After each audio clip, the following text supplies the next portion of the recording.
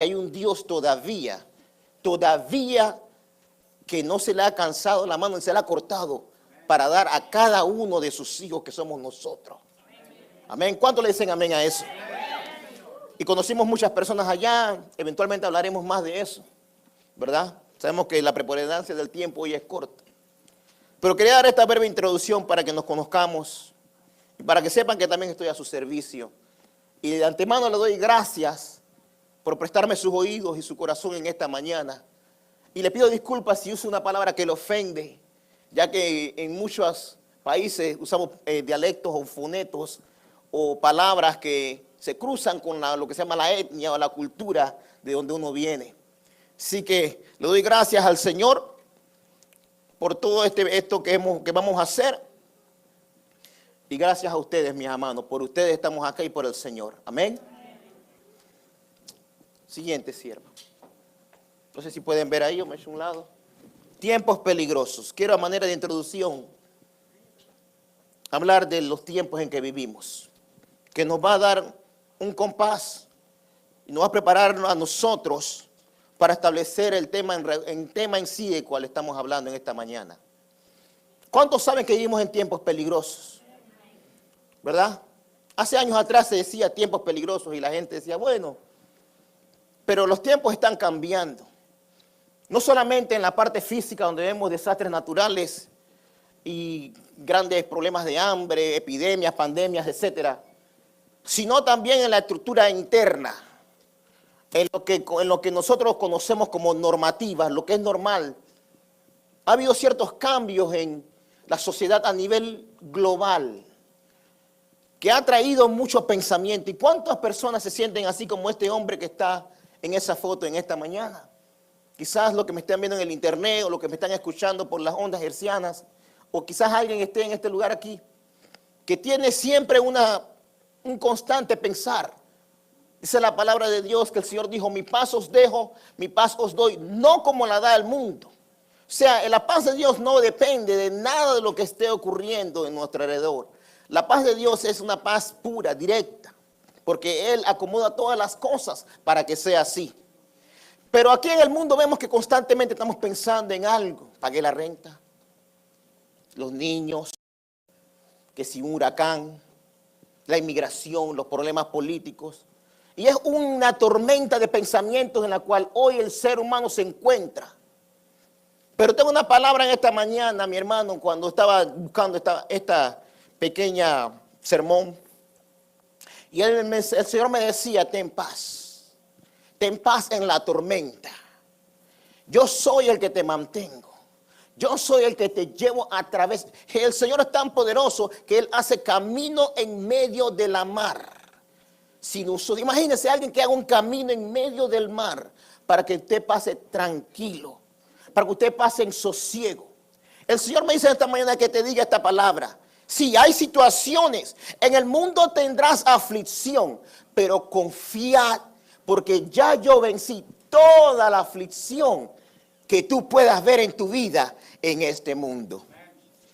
Entonces quería tomar un momento para decirte eso, a hincapié acerca de cómo nosotros, yo personalmente, que me estoy dando a conocer acá, nosotros predicamos en base a 4 columnas. Siguiente.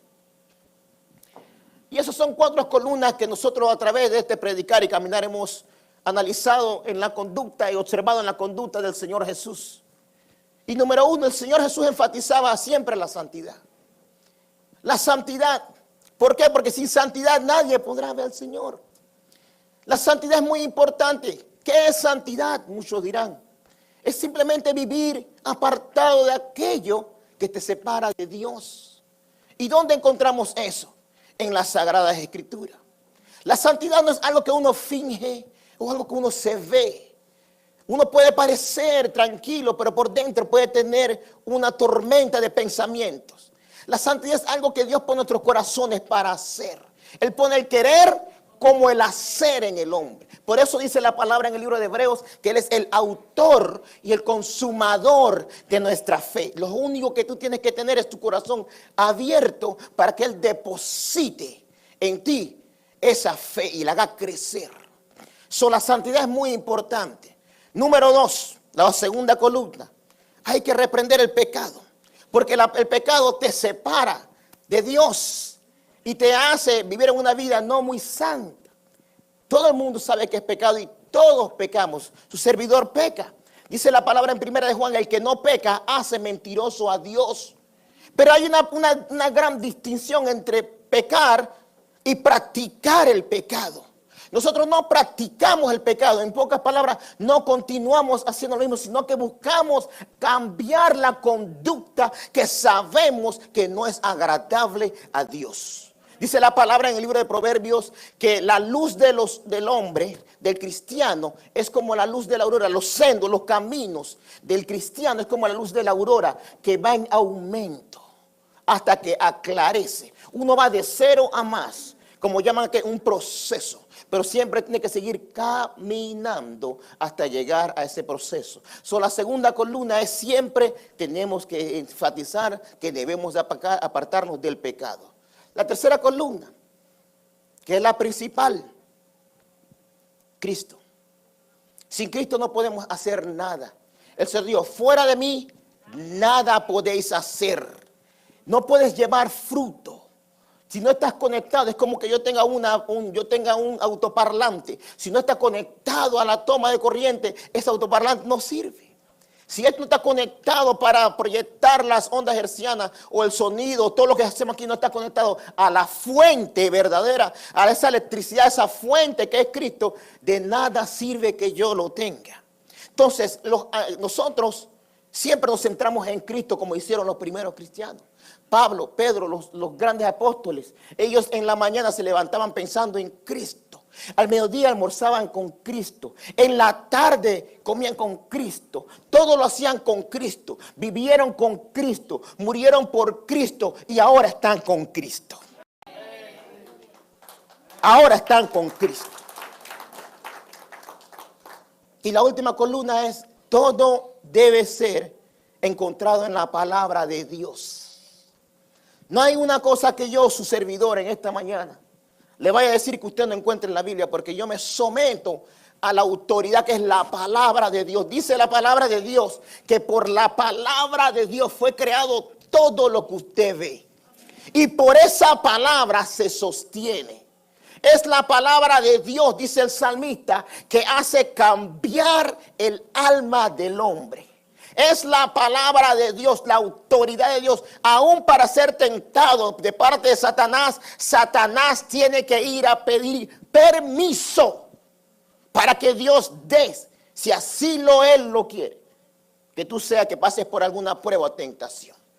Todo debe estar donde, en la palabra, para recopilar santidad, vivir en santidad, reprender el pecado, centralizado en Cristo.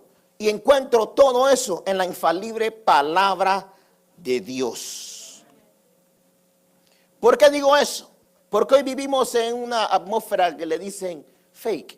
Hay mucho, es un terminología ahora, fake news, fake commentary. Siguiente. Ahí estamos, verdad versus la opinión. ¿Y qué es fake?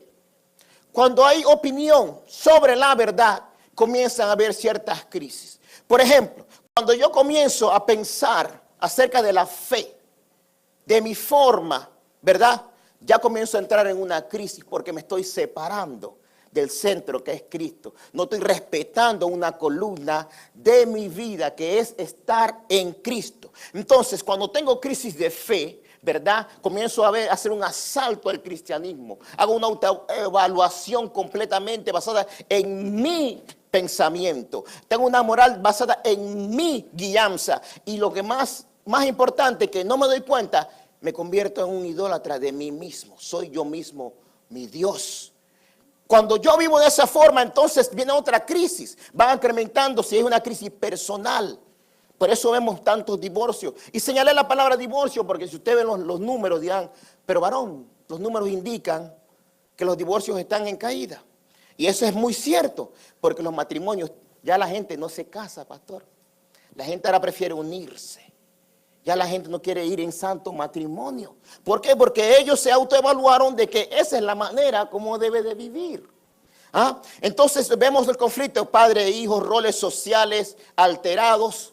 Y todo eso pasando dentro de la crisis social que se está acrementando, donde vemos el machismo, el feminismo, las corrientes LGBT, todas las cosas que quieren ahora cambiar, que no se semejan a la palabra de Dios. Y nosotros lo sabemos. Y muchos sabemos que estas cosas están ocurriendo en esta nación y a nivel del mundo, en Europa, en muchos lugares. En Nueva York acaban de cambiar ya que cuando el niño nazca, no se le pueda poner hombro a un niño varón, sino una X, un X-Men ahora. Yo cuando estaba en la escuela, varón, la X era para algo malo. La X era malo. Cuando yo veía mi ejercicio, no me habían puesto la nota, pero veía 4X y un engancho, sabía que ya había fracasado. O sea, yo no puedo calificar a alguien que es nuevo con una X.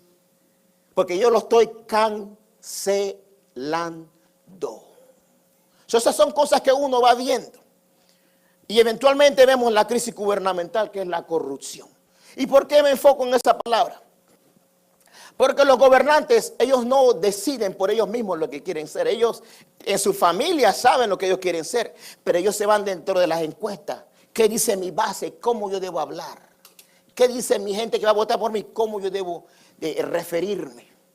Vemos ahora una crisis en este país donde, por ejemplo, en las últimas elecciones, sin tomar partido político, hubo un candidato que ganó el 52% y el otro candidato que ganó 48%. Y el candidato que ganó el 52% dice, gané, ¿verdad? Y sí, en verdad ganó, tuvo 4% más. Pero si tú estudias un poquito de estadísticas, te da que los márgenes de errores menos de 5% no pueden determinar mayoría. Lo que sucedió entonces es que el país está completamente dividido por medio de la mitad. Y esas son las crisis en las cuales estamos viviendo y no podemos pasar por alto como cristianos esas crisis. Siguiente. ¿Por qué han llegado estas crisis?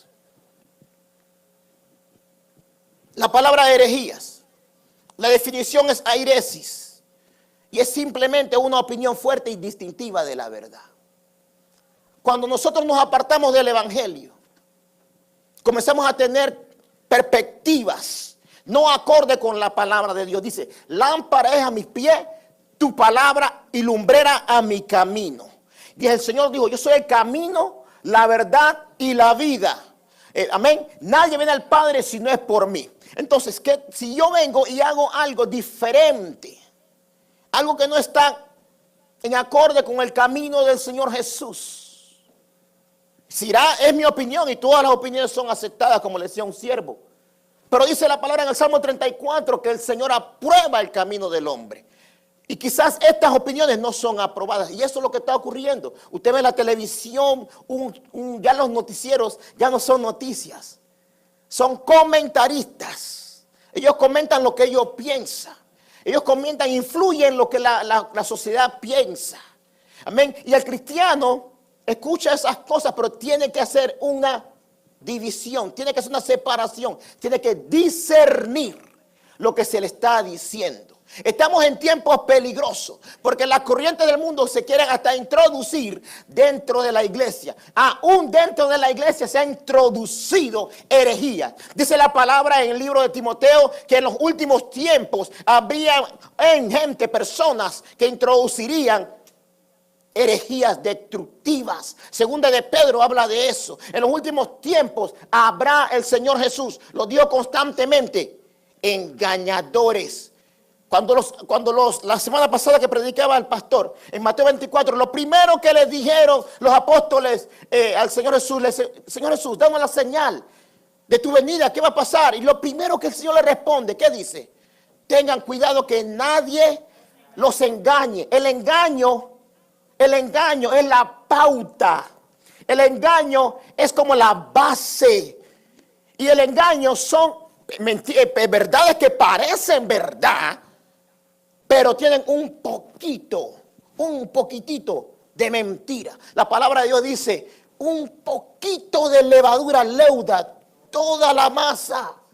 Toda la masa. Hay cosas que parecen bien al hombre, pero su fin son fin de muerte. Dice la palabra del Señor que todo lo aprueba Cristo. Todo es Cristo. Santiago 4:1 dice, ¿de dónde vienen las guerras y los pleitos entre nosotros?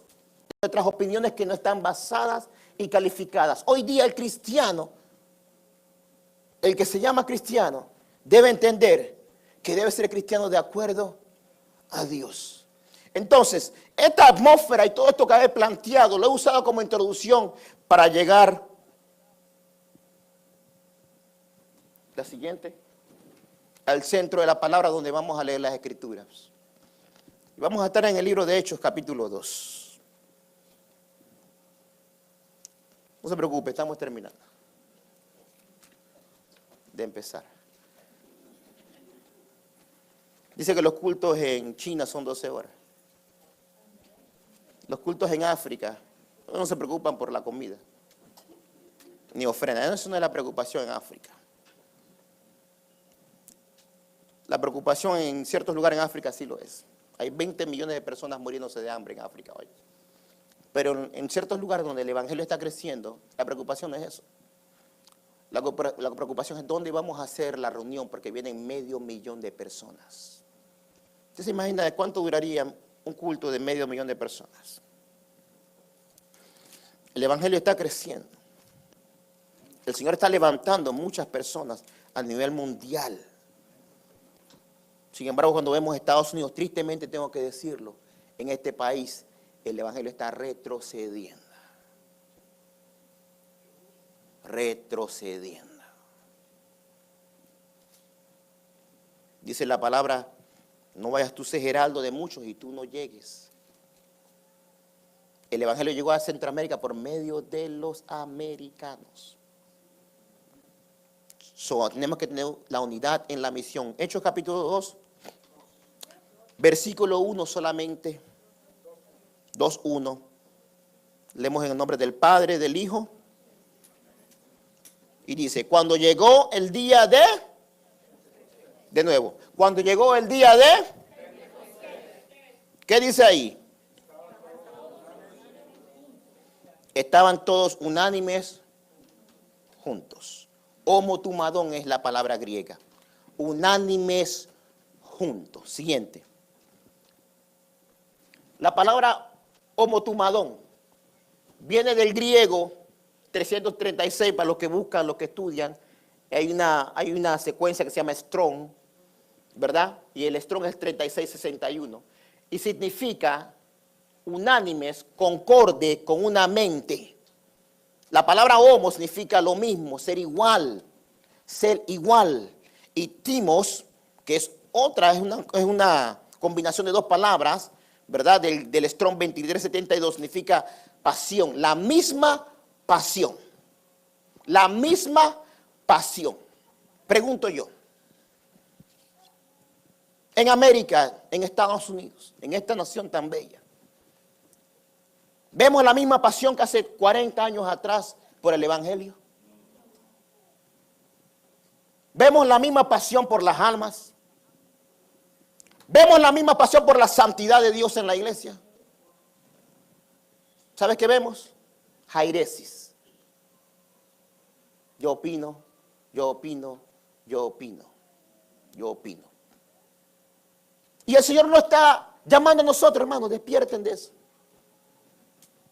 Hay cosas grandes que ustedes tienen que llegar a adquirir y a alcanzar. Únanse nuevamente, como al principio. Es por eso que tenemos que tener una unidad y colaboración nuevamente. Siguiente. Una unidad donde todos de diversidad. Usted ve que en la primera parte, en la de derecha, hay una gran diversidad de hermanos. Y me llama mucho la atención porque todos han traído sus skills, han traído sus gifts, sus ideas, sus herramientas, pero han hecho algo muy importante, la pusieron en el centro y todos están mirando arriba. No que yo voy a comenzar a hacer como yo pienso. No que yo voy a hacerlo porque yo tengo 4 títulos, yo tengo 25 años de ser doctor, yo soy un experto en esto, yo soy mejor en esto y aquello. No, yo voy a poner a los pies del maestro, yo voy a poner a los pies del alfarero para que sea el autor de este trabajo en grupo que vamos a hacer, que se llama el alcance de las almas allá afuera y la evangelización del mundo. Dios quiere que tú traigas tu mejor esfuerzo, tu regalo que Dios te dio, que el Señor te dio, tráelo. Pero en una unidad y una colaboración para que, mira la otra parte, Él te pueda guiar donde poner los rompecabezas necesarios para crear la foto, la meta que Él quiere que nosotros como iglesia aquí en Pámpano lleguemos. Para esta iglesia, como le decía el pastor, lo conocemos, es nueva. Pero esta es la base a seguir adelante. La unidad y la colaboración con los ojos puestos en Cristo. Todos somos importantes y anhelamos siempre todo lo que usted pueda traer, pero siempre bajo la guianza del Ruach Kadosh, bajo la guianza del Espíritu Santo, porque el mañana para Dios ya es historia, pero para nosotros es un misterio. Y Él sabe qué camino debemos de tomar.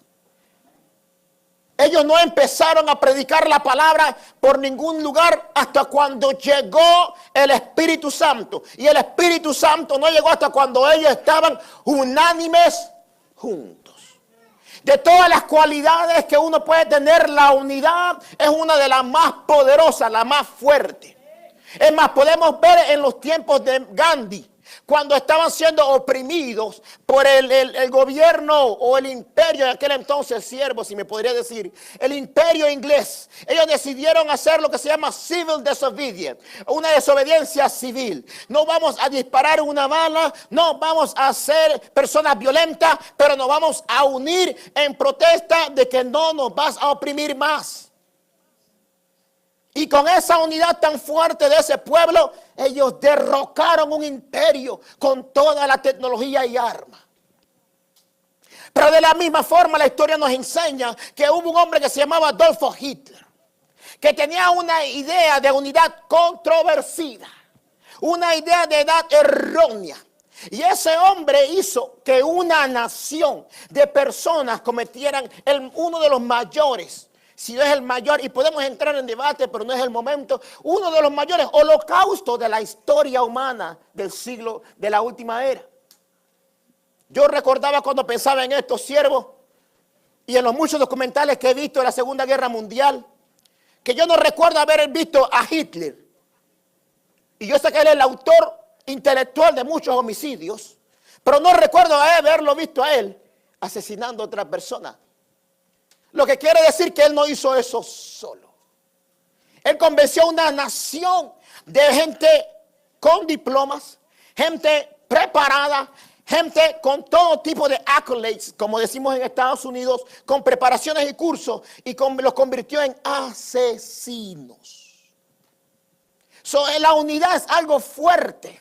Es algo poderoso, tan poderoso que allá en el libro de Génesis el Señor tuvo que confundir las lenguas, porque ellos tenían una misma unión. Se voy a confundirlo porque ellos no van a desistir. No van a desistir.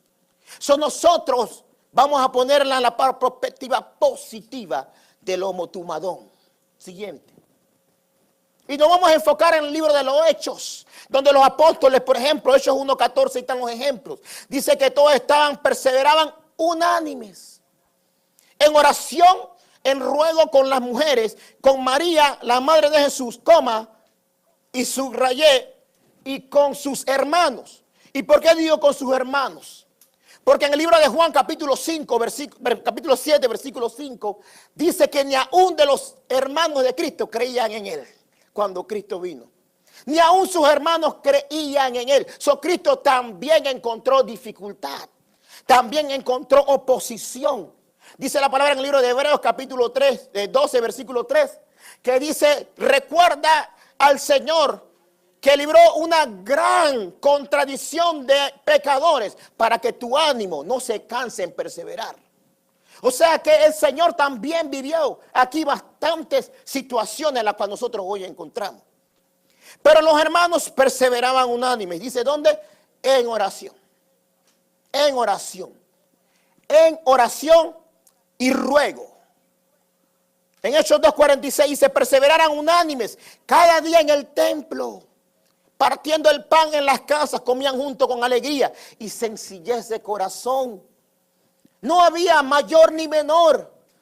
Sí existía parámetros, había el Señor dejado a Pedro como líder, pero no existía esa autoridad para ser un regidor o un subyugador, sino para entender que tenía un rol que modelar. Un rol que modelar, y para eso nos llama el Señor. Dice, por la mano de los apóstoles hacían muchas señales, prodigios en el pueblo, y estaban todos nuevamente, ¿cómo?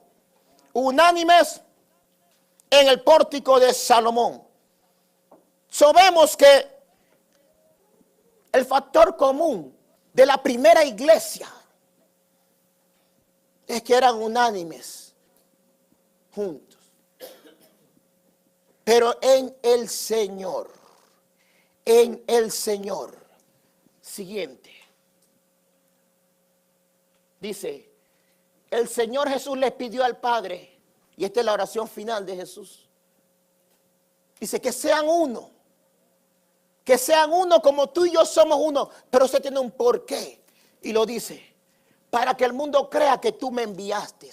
Ese mundo en crisis que acabamos de hablar, que acabamos de desarrollar, esas crisis de definiciones, herejías, esas opiniones extravertidas, todo eso, nosotros tenemos que ser el modelo. Dice que somos la luz y la sal de este mundo.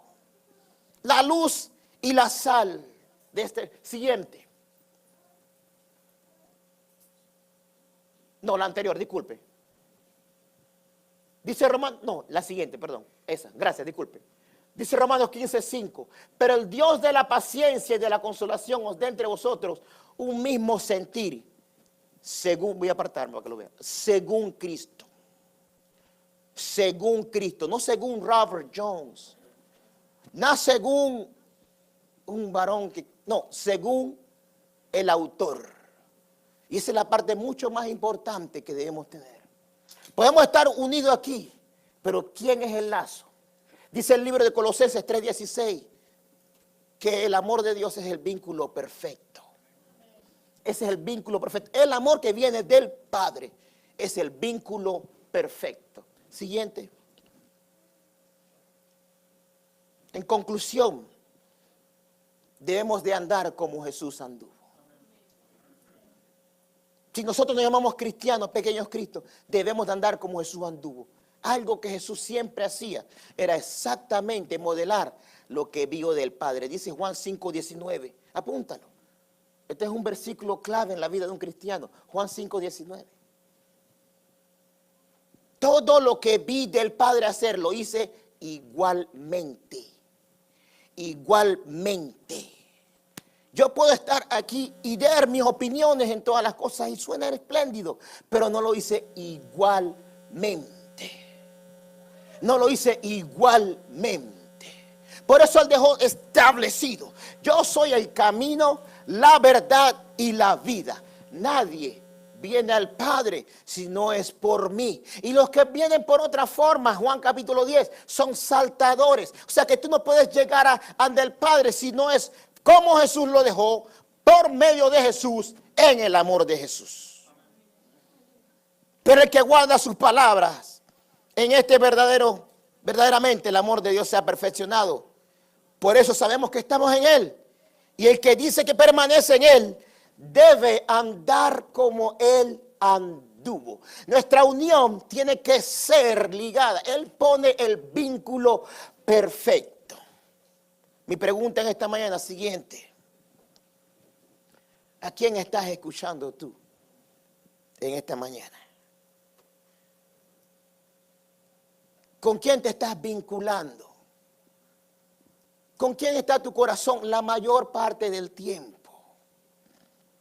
El Señor en esta mañana, como dije al principio, tiene la respuesta a toda esta crisis que estamos viendo y que sabemos que va a ocurrir. Él tiene no solamente la respuesta aquí en la tierra, pero también una eternidad que Él nos ha prometido. Porque el día del Señor va a venir. Dice la palabra, pastor, que cuando pecó la mujer, la serpiente y el hombre. Hubo un cuarto, hubieron 3 pecadores. Pecó la mujer, la serpiente y el hombre, pero hubo un cuarto. Dice a la serpiente, tú te arrastrarás. A la mujer le dio también sus indicaciones y castigos, igual que al hombre. Pero después dice, y la tierra será maldita por tu causa. Esta tierra que nosotros estamos viviendo, dice la palabra que recibiremos cielo nuevo y tierra nueva. Porque en esta tierra ya no mora la justicia de Dios como al principio. Él nos da una tierra nueva, una nueva Jerusalén, donde el pastor hacía alusión. Somos ciudadanos en la carne aquí de los países étnicos de donde vinimos, pero en espíritu estamos inscritos en el libro de la vida en la nueva Jerusalén. Y esperamos que esa trompeta que suene, donde será llevada nuestra alma. Eso lo dijo el Señor. Y esa es nuestra esperanza. Quiero que te pongas sobre tus pies en esta tarde. No sé si el panista y los músicos pueden acompañar con esa alabanza al principio.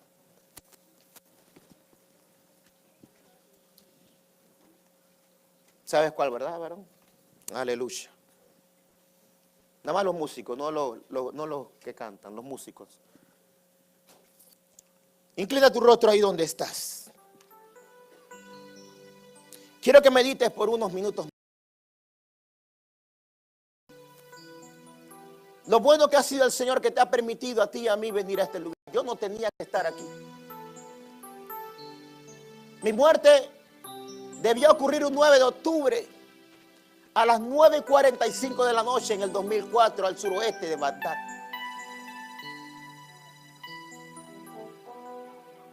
No hay palabras para agradecer al Padre por cuán tan grande amor. Yo no tengo nada que dar, yo no soy músico. No tengo nada que dar. Y que de 7 billones de personas le haya pensado en mí.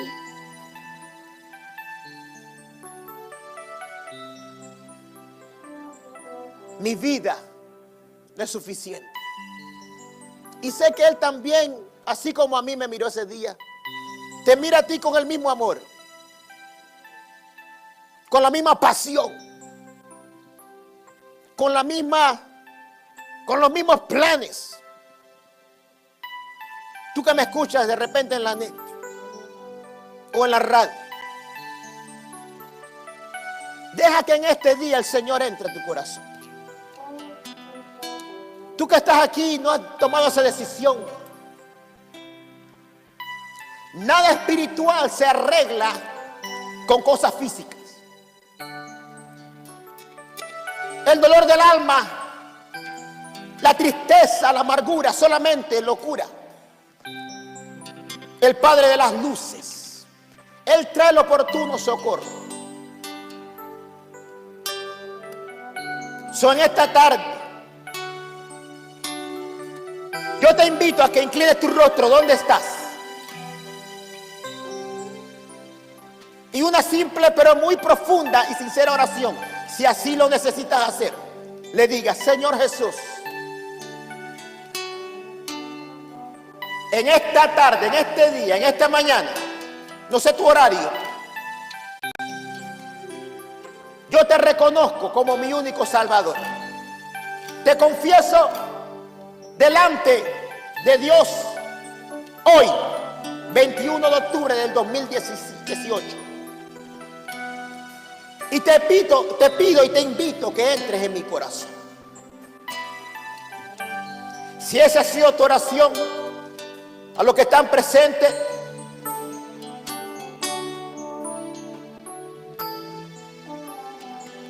quiero que sepas que el Señor, un corazón contrito y humillado, no lo echa a un lado. Si tú necesitas oración en esta tarde, si sientes que Dios te ha hablado aquí en este lugar, estamos en este momento, como dice el buen pastor, ofreciéndote gratuitamente ese oportuno socorro que necesitas tu alma. Porque los tiempos son peligrosos. Hay muchos consejeros. Las finanzas te aconsejan, yo estoy bien. Todo está bien en mi casa. Pero ¿cómo está tu alma con Cristo?